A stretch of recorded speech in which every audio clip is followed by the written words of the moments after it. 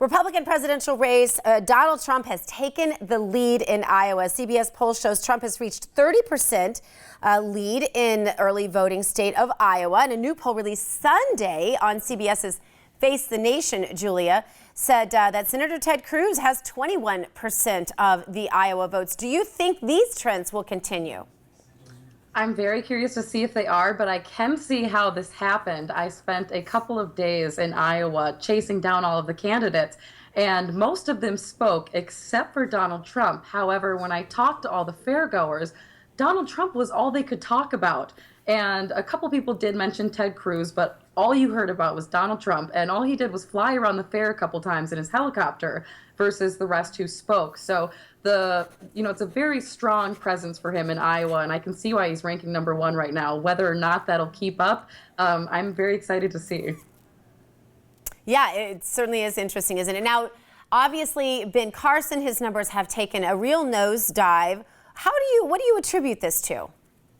Well, #1 could be the fact that Rush Limbaugh did say that he doesn't think he's ready to be president yet. This could also be because the more things I'm seeing on viral things about him on Facebook and trending on Twitter seems to be about things that he said that the Republican Party, quite frankly, isn't very fond of. So maybe he needs to get more training on his talking points, or needs to practice what he's going to say and poll it a little bit better. Or maybe, it's just a fluke week and he'll rise back up to #2. But we'll see what happens with this one. Well, I'm glad you brought up the video with Rush Limbaugh, because we have that one. Roll it for us, guys. Ben Carson. One of the most decent human beings in this country. One of the finest men. I've met him.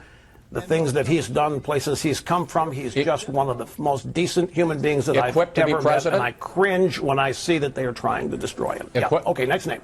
Equipped to be president? Ben Carson equipped to be president? Probably not at this stage, but any of these Republicans running would be better than Hillary or better than anything that we've got now. So based on that comparison, yes, I'd vote for him if it was up to me or up to him and Hillary. Absolutely, without a doubt. But Julia, do you think that that there's anything that Carson can do that will bring him back and give him the numbers he needs to go ahead and take some of these early states? Absolutely. I think he needs to be working with some sort of presenter. It seems that he doesn't have a lot of energy in the debates. I can see how people are starting to lose interest, even in his press conferences. Mm-hmm. He needs to work with someone to be more energetic and charismatic, and maybe to work a little bit more on his talking points. He does seem to have a lot of people saying, I agree with what he's saying most of the time. However, a lot of people I've heard just say, I don't think he's, the most charismatic. And at this point, how much of it is a popularity contest? Well, and not just a popularity contest, but I think that at this point, instead of just seeing the president as making decisions that will stimulate the American economy, I think people are seeing the president as, hey, is this guy? Is this the guy who's going to go out there and get in the face of a terrorist or of Putin or of whomever is necessary today, right? And really make the case and not back down. And I think that may be another reason why Trump continues to rise, because he's obviously not afraid to call it like he sees it. Julia, he also said this week that if he were president, he would bring back waterboarding. Now, of course, this is another huge conservative issue, but how will that go over with the rest of the primary voters? That's a very good question. I see that a lot of the more sort of libertarian-leaning Republicans would not be okay with this. They have, the non-foreign intervention policy or the non-aggression principle, and this would definitely intervene with that. So people who are leaning more towards Cruz and Rand might shy away from this, and it's definitely not going to help him in the general election if he does become the candidate. This is going to help him completely ostracize every single Democratic or swing voter. So I'm not sure if he's going to change his position on this or not, but it might get some of the more, like I said, the more libertarian-leaning Republicans to shy away from him, and he might be losing their vote over this. Mm-hmm. All right, well, let's shift over to the other side of things. Bernie Sanders is actually trending. He's leading right now as the Times Person of the Year. Time magazine says he has about 11% of that vote thus far. The vote does end on December 4th. He is beating out people like Pope Francis, who I guess was thought to be a shoo-in for this year. Do you think it's Bernie Sanders? I'm curious if this is a general view of the population, or if this is a snapshot on Times readership.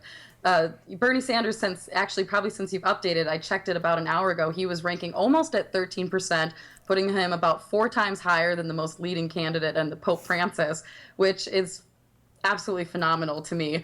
I'm not sure if maybe a bunch of his supporters are trying to get his name out there by voting constantly on this, but I'm curious whether or not this is a reflection of Times readership or the population. I am completely upstanded by this.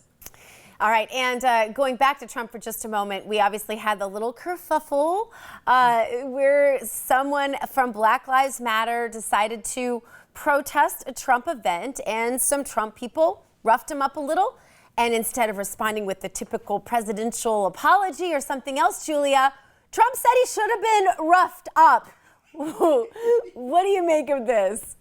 Typical Trump behavior. It was actually kind of funny because his spokesperson for his campaign had come out before this and had said, we do not condone this behavior, just like you had mentioned in typical campaign fashion. But then as soon as he got a microphone in front of him, he said maybe he should have been roughed up. And I think a lot of his supporters agree with him on this from what I'm seeing on the comments on Facebook and Twitter.